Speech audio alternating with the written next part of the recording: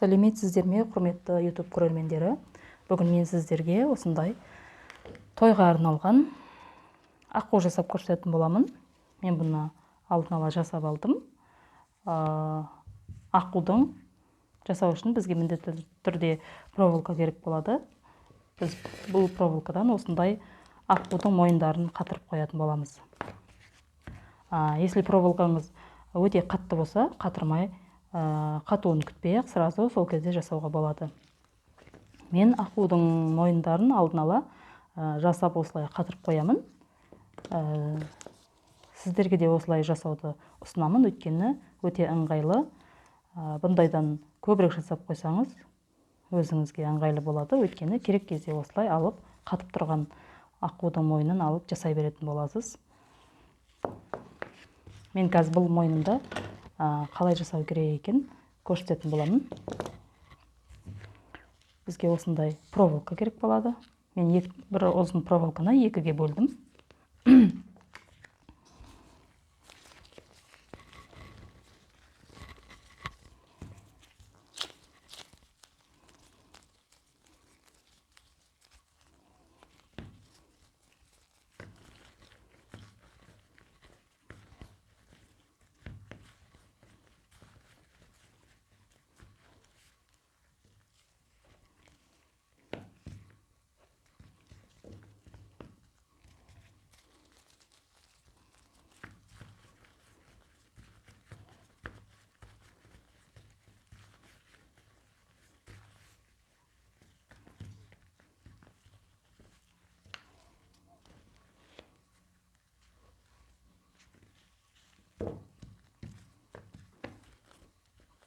Бұның ішіне енді әлгі жаңағы дайындаған проволокамызды орап саламыз.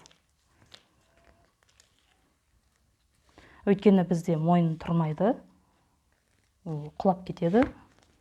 Сондықтан ішіне бұдан да қатты проволока, не болмаса сым орасаңыз да мойны қатып тұратын болады.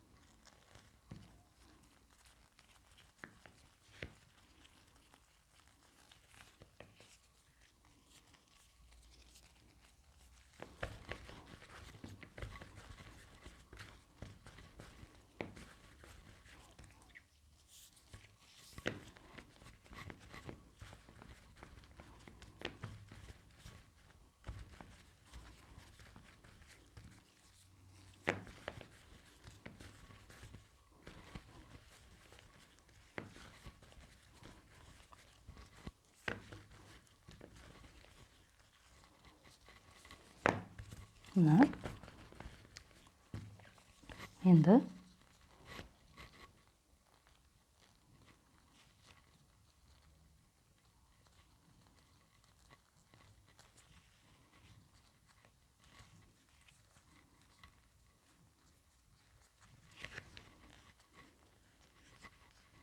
осылай қойып қоямыз.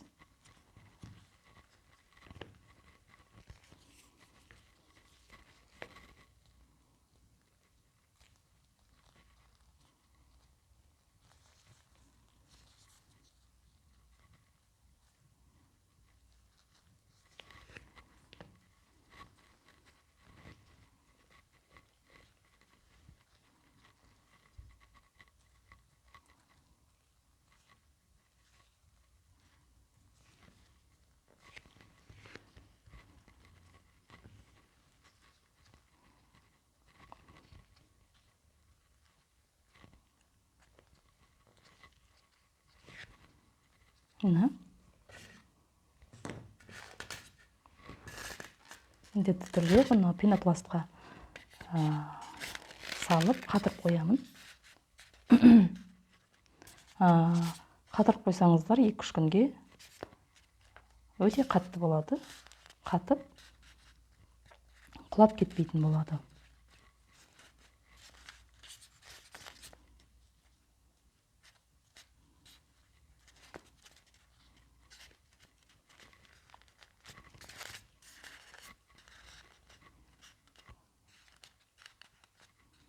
Мына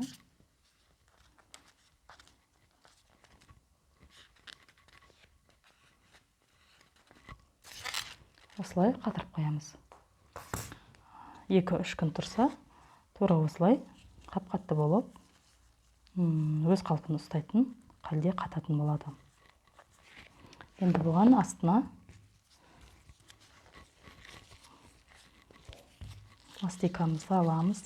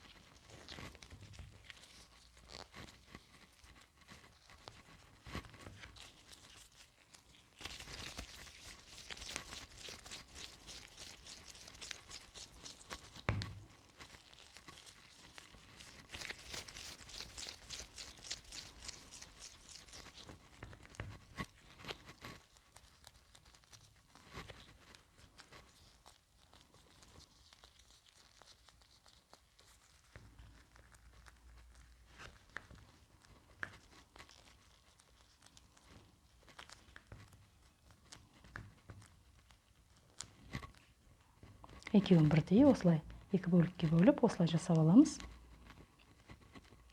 Бұған қазір мойынды жабыстыратын боламыз. Аққудың.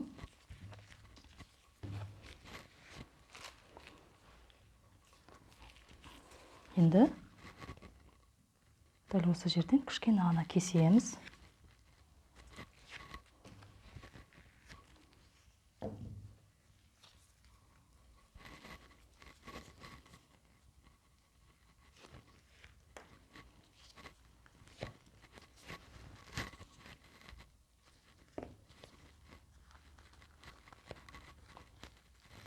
Мына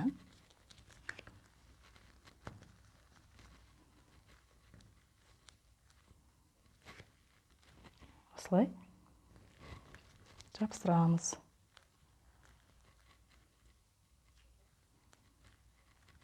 Мына екінші аққуымызды да дәл солай кесіп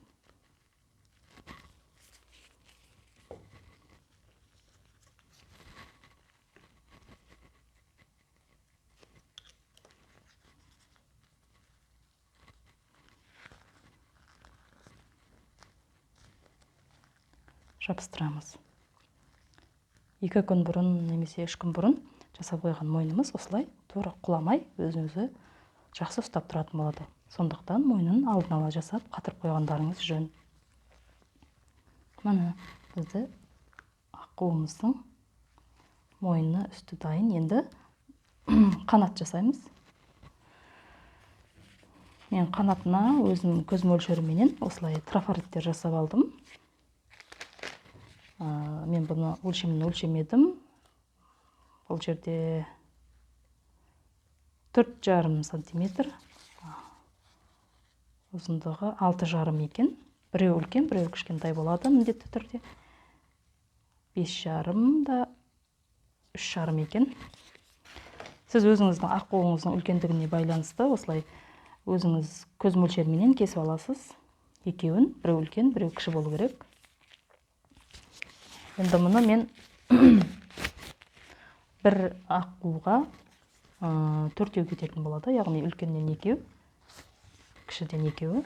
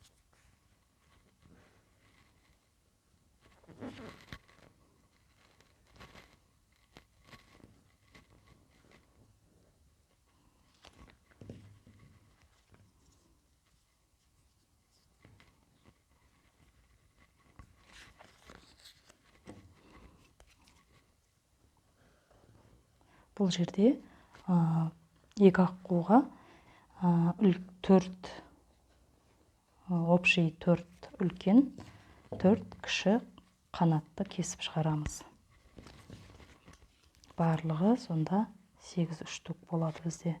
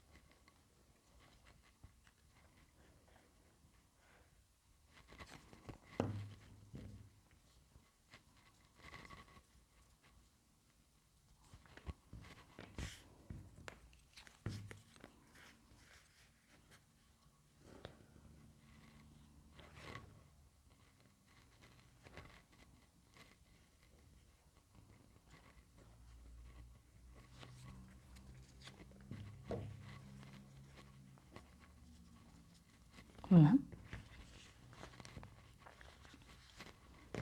шығарып алдық, кесіп.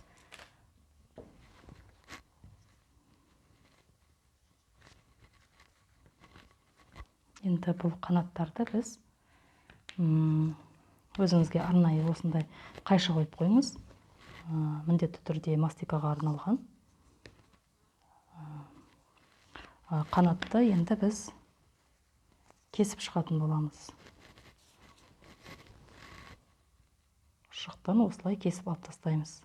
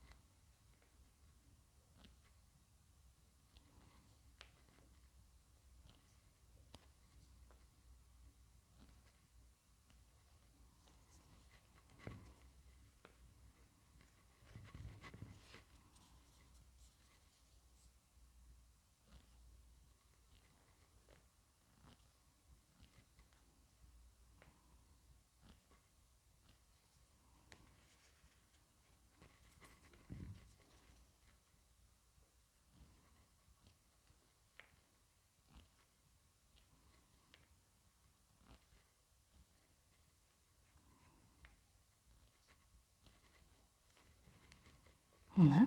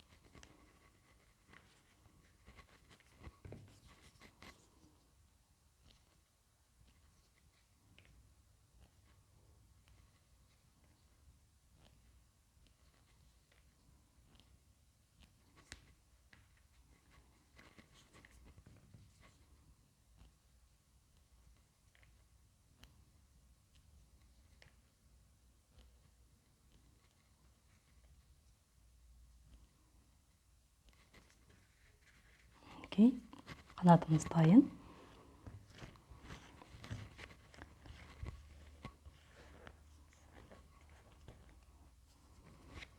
Қанаттың сыртқы жақтарына міндетті түрде осылай жасап шығамыз. Бұны сіз қарапайым крышкаменен фломастерді жасасаңыз да болады. Кішкентай кіші қанаттың сыртына ғана осылай төменнен жоғары қарай осылай жасап шықсаңыз болады.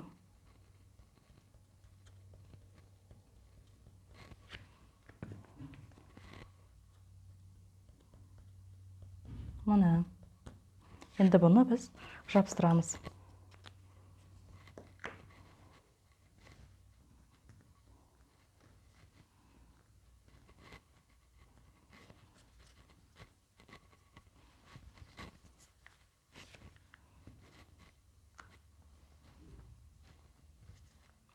Дәл осылай жабыстырып шығамыз.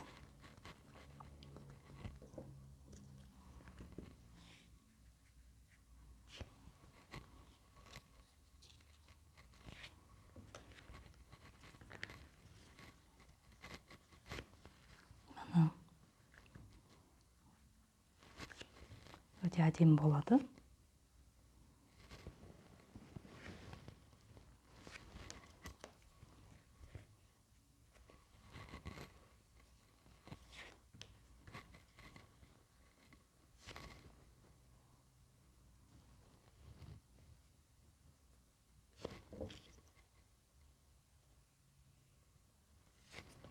Окей.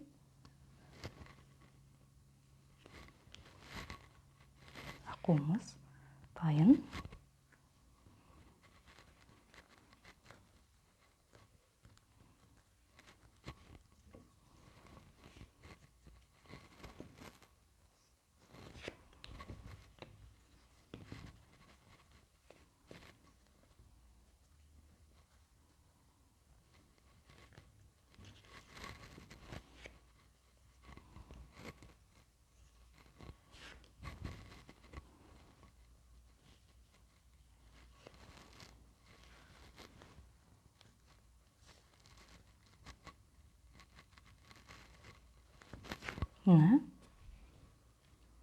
Енді аққудың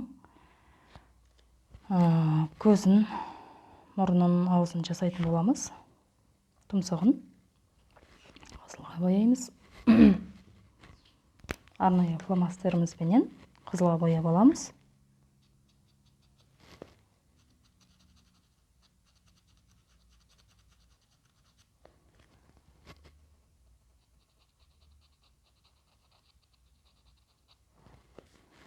Бұны негізі жабыстырмастан бұрын жасап алған, бояп алған ыңғайлы.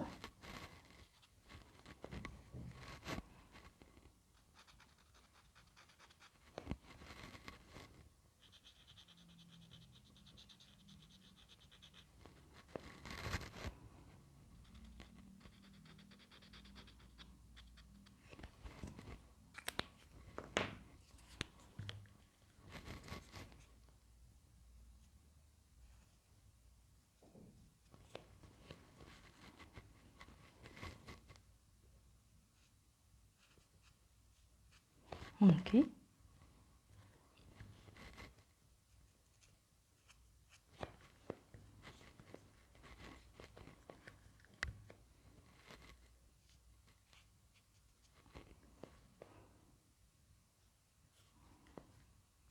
Аққуымыз дайын.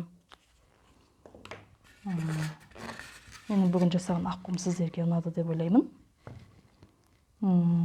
Өте қарапайым, әрі тез, әрі түсінікті болды деп ойлаймын.